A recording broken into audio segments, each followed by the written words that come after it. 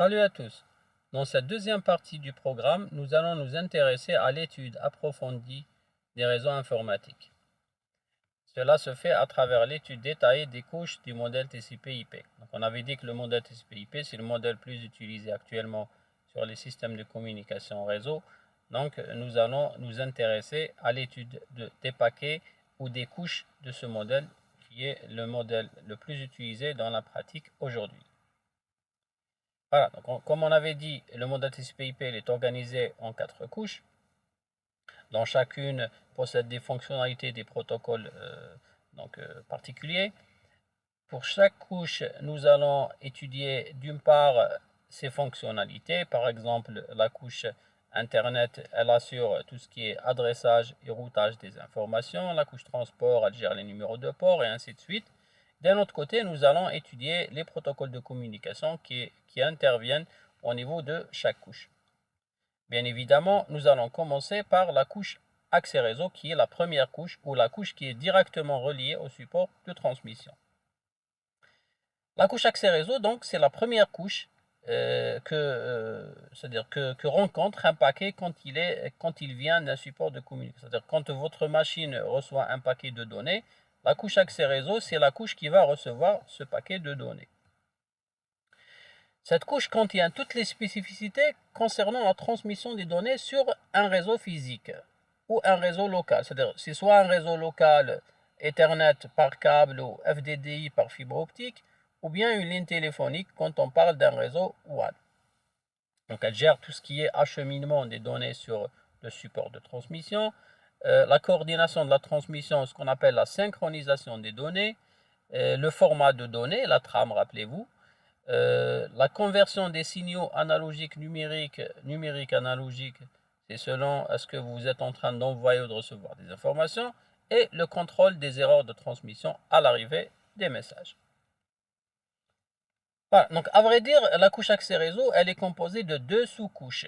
La sous-couche LLC et la sous-couche MAC. Donc ça nous rappelle un peu le modèle OSI qui est représenté sous forme de la couche physique et la couche liaison de données. C'est-à-dire que le niveau ou la sous-couche MAC, elle gère tout ce qui est contrôle d'accès au support, c'est-à-dire comment mettre des 1 et des 0 sur un support de transmission. Et ça revient à la couche physique du modèle OSI. Et le niveau LLC pour le contrôle des erreurs et de flux.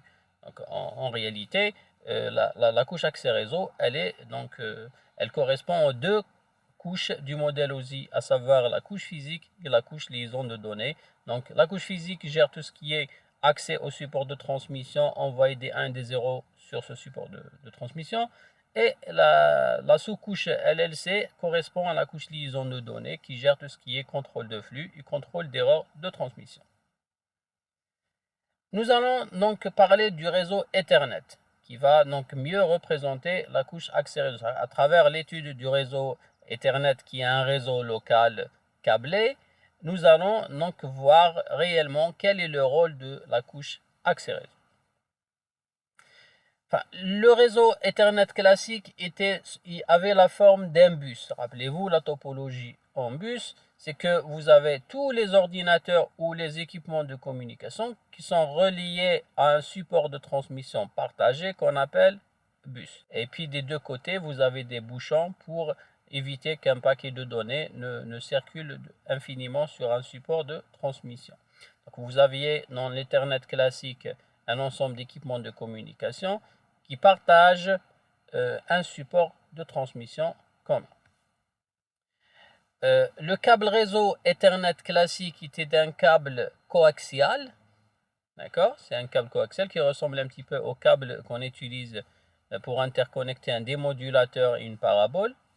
Et là, nous avons deux types de câbles coaxial ou câbles BNC. Nous avons le câble coaxial de gros diamètre, ce qu'on appelle le câble 10 base 5, et le câble coaxial de faible diamètre, 10 base 2. Aujourd'hui, en matière de câble, on utilise ce qu'on appelle un câble RG45 ou bien un câble à paire torsadée. Donc là, nous avons deux types de câbles à paire torsadée. Donc 10 base T, donc qui est un câble à paire torsadée avec un débit qui était à 10 mégabits par seconde, base TX, donc qui était à 100 mégabits par seconde. Aujourd'hui, donc on parle de catégorie de câbles, c'est-à-dire à partir de la catégorie 5 avec un débit de 100 mégabits par seconde jusqu'à un câble catégorie 8 avec un débit 40 gigabits par seconde. On parle aussi de différents blindages selon est-ce que votre câble résiste au bruit qui vient de l'extérieur. Et là, on parle de câble UTP, SFTP, SFFTP et ainsi de suite. Donc là, les catégories définissent le débit de transmission. Donc plus nous avons des catégories supérieures, plus vous avez un débit plus important.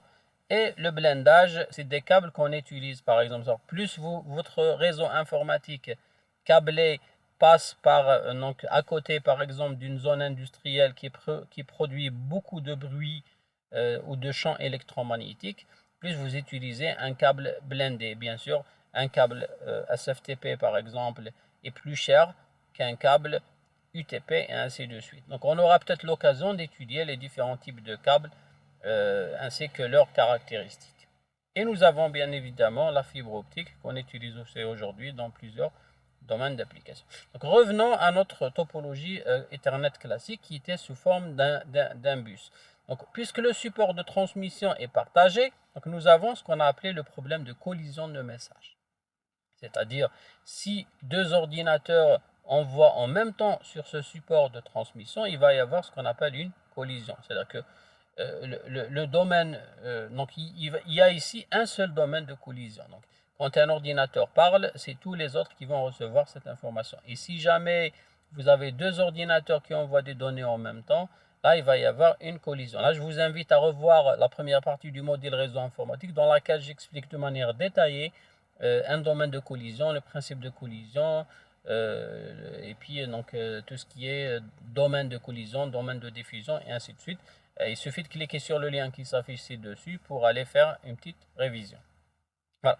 Donc, comment régler ce problème de collision? Bien évidemment, c'est un réseau Ethernet classique. Vous allez me dire c'est ancien, mais il ne faut pas oublier aussi que les réseaux sans fil, c'est aussi des réseaux de communication qui forment un seul domaine de collision. Un réseau donc en étoile qui est relié à un hub, c'est aussi un domaine qui représente un seul domaine de collision. Donc, nous avons toujours des problèmes de collision. Voilà. Donc ce problème de collision dans les réseaux Ethernet classiques a été réglé par un protocole de communication qui s'appelle en abréviation CSMA-CD. Donc c'est la sous-couche MAC, rappelez-vous, qui utilise ce protocole qui permet donc de détecter et d'éviter des collisions dans un réseau Ethernet classique ou un réseau qui forme de manière générale un seul domaine de collision. Donc c'est un protocole qui permet un accès multiple au support de transmission avec surveillance de porteuse, c'est-à-dire voir est-ce que le support est occupé ou pas, c'est-à-dire le bus dans notre cas, est-ce qu'il est occupé, ça veut dire est-ce qu'il y a des données qui circulent à un instant donné ou pas, et qui permet de détecter les collisions pour la transmission des trames. C'est-à-dire les trames, c'est les paquets de données de la couche accès réseau. Voilà, le principe du protocole est simple. Donc chaque machine vérifie qu'il n'y a aucune communication sur la ligne avant d'émettre ces informations. C'est-à-dire qu'avant qu'une machine envoie des données, elle va écouter est-ce qu'il y a des données en cours de transmission ou pas sur le support de transmission. Dans notre cas, c'est le bus.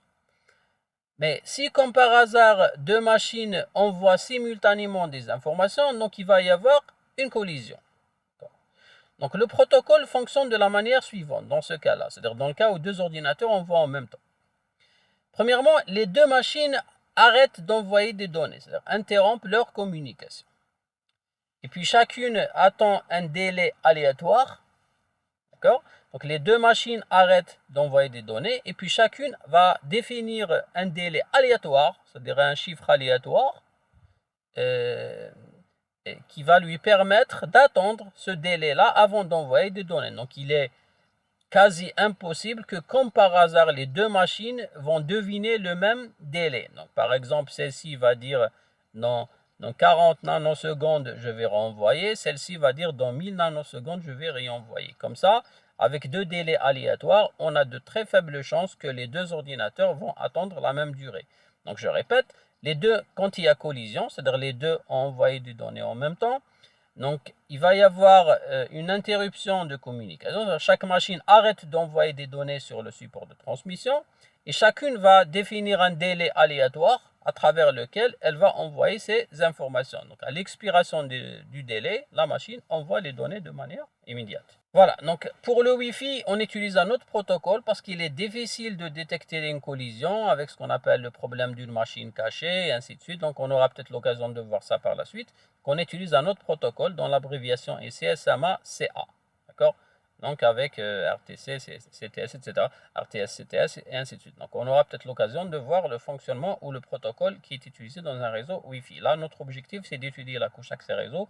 Ce n'est pas d'étudier c'est-à-dire les modalités d'accès au support de transmission. On parle aussi d'un autre protocole abrévié CSMA-CR qui est utilisé dans les réseaux CAN, Controller Area Networks, donc qui est utilisé dans de nombreuses industries comme l'industrie de l'automobile, etc. Donc, on aura peut-être aussi l'occasion de voir ça. Voilà.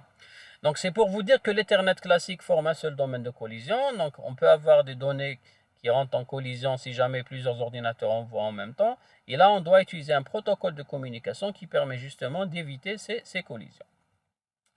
Avec l'Ethernet commuté actuellement, puisqu'on utilise un switch, donc nous n'avons pas ce problème de collision. Donc un switch, rappelez-vous, c'est un équipement qui forme plusieurs domaines de collision. Donc on peut avoir en même temps PC1 qui parle avec robot 1 et PC4 qui parle avec PC5 parce qu'à l'intérieur du switch, ce sont des lignes séparées. Ce n'est pas un bus qui permet donc qui est donc un support de transmission partagé entre tous les ordinateurs. Voilà. Donc, c'est ce qu'on appelle du full duplex. Quand il y a collision, c'est du half duplex. Quand il n'y a pas, c'est full duplex. Là, je vous invite à revoir la partie, donc la première partie du modèle réseau informatique dans laquelle j'explique de manière détaillée tous ces concepts. Voilà, donc avec l'Ethernet commuté, ça c'est l'explication. Donc nous avons la topologie physique qui est en étoile, mais on utilise un switch, pas un hub. Donc ça forme plusieurs domaines de collision. Chaque échange peut s'effectuer à débit nominal, donc sans collision, avec pour conséquence une augmentation très sensible de la bande passante du réseau, donc à vitesse nominale égale. Et tous les ports d'un commutateur peuvent dialoguer en même temps sans perte de message. Donc quand il n'y a pas collision, il n'y a pas de perte de message. Voilà. Maintenant, on revient, donc je vous rappelle, notre objectif, c'est d'étudier le paquet de données qui est au niveau de la couche accès réseau. D'accord? Couche accès réseau, donc driver Ethernet, c'est une autre appellation de la couche. Rappelez-vous, on avait dit un message quand il vient d'un utilisateur, donc il descend à la couche application qui va rajouter son en-tête, la couche transport aussi qui va rajouter son en-tête, la couche Internet qui rajoute donc des informations à l'en-tête, et quand le paquet arrive à la couche accès réseau, on lui rajoute un début et une fin. D'accord? Donc notre objectif actuellement, c'est justement d'étudier les deux en-têtes de la couche donc accès réseau. Donc ce paquet-là, on appelle tram Ethernet. Donc c'est l'information qui circule sur un support de transmission. Le paquet, quand il arrive à la couche accès réseau, quand il quitte cette couche, donc il quitte la machine sur le support de transmission. Donc notre premier objectif actuellement, c'est d'étudier donc la forme de ces deux en-têtes, à savoir l'en-tête et le pied de la trame. Donc vous allez voir que l'en-tête contient des adresses MAC, etc. Et le pied de la trame contient des informations pour la détection des erreurs de transmission. Voilà. Donc ça, c'est la trame Ethernet, c'est le paquet de données au niveau de la couche accès réseau. Là, je vous rappelle que la donnée, elle se trouve ici. Qu'est-ce qu'on a dans la donnée? Donc nous avons, donc tout ça, c'est la donnée. Donc ça contient l'en-tête de la couche Internet avec le reste, l'en-tête de la couche transport et le reste, l'en-tête de la couche application et le reste, et puis vous avez le message d'utilisateur. Donc tout ça, c'est la donnée. Donc c'est ce qui est représenté en rectangle blanc. Le reste, c'est les en-têtes. Donc c'est l'en-tête et le pied de la trame, ou le pied du paquet de la couche accès réseau. Qu'est-ce qu'on a? Donc nous avons preamble, nous avons SFD, adresse destination et adresse origine, puisqu'on est au niveau de la couche accès réseau, donc c'est des adresses MAC sur 6 octets. D'accord? Et puis là, nous avons taille des données ou bien type. Donc là, ça diffère selon donc, le type de la trame. On aura peut-être l'occasion de voir la différence entre les deux types de trames. Et puis vous avez le FCS, qui est le pied de la trame. Donc pour Preamble et Start Frame Delimiter, c'est-à-dire SFD, Preamble c'est pour la synchronisation des données, donc c'est une séquence de 1 et de 0 sur cet octet. Le SFD, donc ça signale le début de la trame, donc il a la même forme que Preamble, donc 1, 0, 1, 0, 1, 0, sauf qu'à la fin vous avez 1, 1. C'est-à-dire c'est 1, 0, 1, 0, 1, 0, à la fin c'est 1, 1. Donc, puisque sur un octet, donc c'est 8 bits, donc vous avez 1, 0, 1, 0, 1, 0, 1, 1. D'accord. Par contre, le Preamble, pour la synchronisation, il est sur 7 octets, ce sont que des 1 et des 0. Donc ça, c'est pour signaler donc, le début de la trame. Et puis pour le FCS, celui-là, bon, pour l'adresse destination et l'adresse source, donc c'est des adresses MAC, on en a déjà parlé. Là, la taille de la donnée, donc c'est la taille des informations qui existent au niveau du champ donné, ou bien le type, selon le type de la trame, on verra ça peut-être par la suite.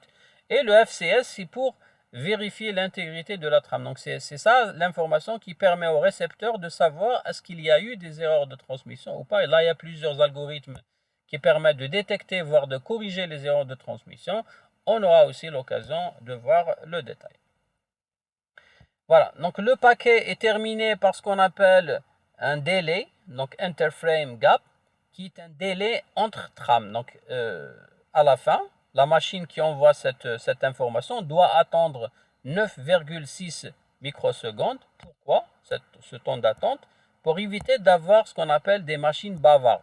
S'il n'y a pas ce délai de transmission, donc la machine reste à parler infiniment, à envoyer des données de manière infinie sur le support de transmission, ce qui va empêcher les autres machines de pouvoir avoir accès au support de transmission. Donc le fait d'attendre, ça permet de libérer le support de transmission pendant ce délai et permettre aux autres machines d'envoyer des informations. Une machine bavarde, je répète, c'est une machine qui parle très très souvent, voire de manière permanente. S'il n'y a pas ce délai-là, donc la machine c'est-à-dire monopolise le support de transmission et ne laisse pas les autres machines parler. Donc on rajoute toujours ce délai qu'on appelle interframe gap. Donc on rajoute ce délai qui permet à toutes les machines d'avoir le droit d'accès au support de transmission. Et vous avez bien sûr les adresses MAC, donc on en a parlé déjà, c'est des adresses sur ces octets. Vous avez 3 octets pour le constructeur et 3 octets pour le numéro de série.